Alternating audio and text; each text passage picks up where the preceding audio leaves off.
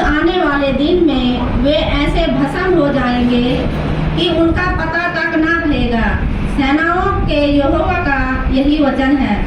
परंतु तुम्हारे लिए जो मेरे नाम का भय मानते हो, धर्म का सूर्य उदय होगा और उसकी किरणों के द्वारा तुम चंगे हो जाओगे और तुम निकलकर पाले हुए बछड़ों के समान कूदोगे और कूदोगे। तब तुम दुष्टों को लताड़ डालोगे, अर्थात मेरे उस ठहराए हुए दिन में वे तुम्हारे पांवों के नीचे की राख बन जाएंगे। सेनाओं के यहोवा का यही वचन है।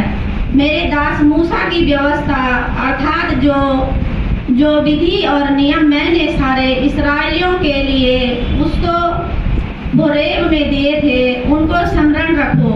देखो, यहोवा के उस बड़े और भयानक दिन के आने से पहले मैं तुम्हारे पास एलिया नबी को भेजूंगा।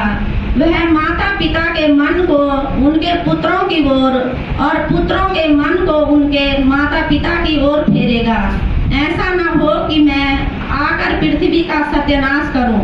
ये परमेश्वर का पवित्र वचन है। इसके पढ़े और सुने जाने पर परमेश्वर हम सबको आशीष दे। आमीन। दूसरा पत्रस उसका 3 से लेके 15वीं आयत तक। क्योंकि उसकी ईर्ष्या समर्थ ने सब कुछ जो जीवन और भक्ति से संबंध रखता है हमें उसी की पहचान के द्वारा दिया है, जिसने हमें अपनी ही महिमा और सद्गुण के अनुसार बुलाया है, जिनके द्वारा उसने हमें बहुमूल्य और बहुत ही बड़ी प्रतिज्ञाएं दी हैं, ताकि इनके द्वारा तुम उस सड़ाहट से छूटकर जो संसार में बुरी अभिलाषाओं से होती है, ईश्वरीय स्वभाव के संभागी हो जाओ। इसी कारण तुम सब प्रकार का यत्न करके अपने विश्वास पर सद्गुण और सद्गुण पर समझ और समझ पर संयम और संयम पर धीरज और धीरज पर भक्ति और भक्ति पर भाईचारे के प्रति और भाईचारे के प्रति पर प्रेम बढ़ाते जाओ। क्योंकि यदि ये बातें तुम में वर्तमान रहे और बढ़ती जाए तो तुम्हें हमारे प्रभु यीशु मसीह की पहचान में निकम्मे और निष्फल ना होने देंगी। क्योंकि जिसमें यह बातें नहीं वह अंधा है और धुंधला दिखता है और अपने पिछले पापों से भूलकर शुद्ध होने को भूल बैठा है। इस कारण हे भाइयों, अपने बुलाए जाने और चुन लिए जाने के सिद्ध करने का भली भांति यत्न करते जाओ। क्योंकि यदि ऐसा करोगे तो कभी भी ठोकर न खाओगे, वरन इस रीति से तुम हमारे प्रभु और उद्धारकर्ता यीशु मसीह के अनंत राज्य में बड़े आनंद के साथ प्रवेश करने पाओगे। इसलिए यद्यपि तुम यह बातें जानते हो और जो सत्य वचन तुम्हें मिला है उसमें बने रहते हो, तो भी मैं तुम्हें इन बातों की शुद्धि दिलाने को सर्वदा तैयार रहूँगा। मैं यह अपने लिए उचित समझता हूँ कि जब मैं इस डेरे में हूँ तब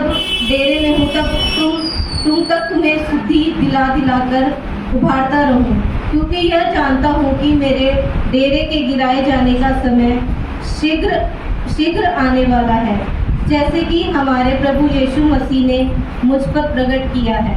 इसलिए मैं ऐसा यत्न करूंगा कि मेरे कुछ करने के बाद तुम इन सब बातों को सर्वदा स्मरण कर सको।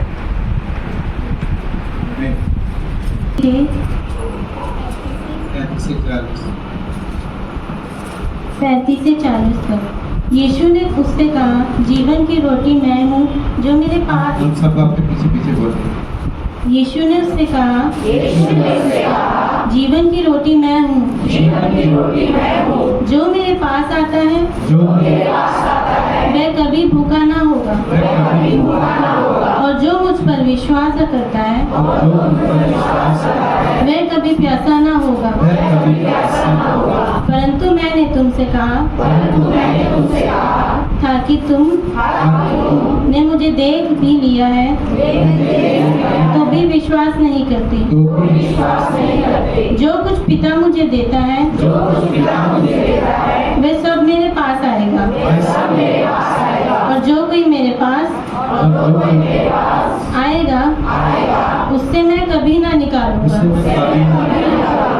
क्योंकि मैं अपनी इच्छा नहीं क्योंकि मैं अपनी इच्छा नहीं वर्णन अपने भेजने वाले की वरन अपने भेजने वाले की इच्छा पूरी करने के लिए इच्छा पूरी करने के लिए स्वर्ग से उतरा हूँ स्वर्ग से उतरा हूँ और मेरे भेजने वाले की इच्छा और मेरे भेजने वाले की इच्छा ये है कि जो ये है कि जो कुछ उसने मुझे दिया है कुछ उसने मुझे दिया है उसमें से मैं कुछ न खोऊं कुछ न हो परंतु उसे परंतु उसे अंतिम दिन अंतिम दिन फिर जिला उठाऊं फिर जिला उठाऊं क्योंकि मेरे पिता की इच्छा है क्योंकि मेरे पिता की इच्छा है ये है कि जो कुछ ये है कि जो कुछ पुत्र को देखे पुत्र को देखे और उस पर विश्वास करे और उस पर विश्वास करे वह अनंत जीवन पाए वह अनंत जीवन पाए और मैं उसे अंतिम दिन और मैं उसे अंतिम दिन फिर जिलाऊंगा। फिर जिलाऊंगा। ये परमेश्वर का पवित्र वचन है, इसके पढ़े और सुने जानते हैं हम सबको आशीष में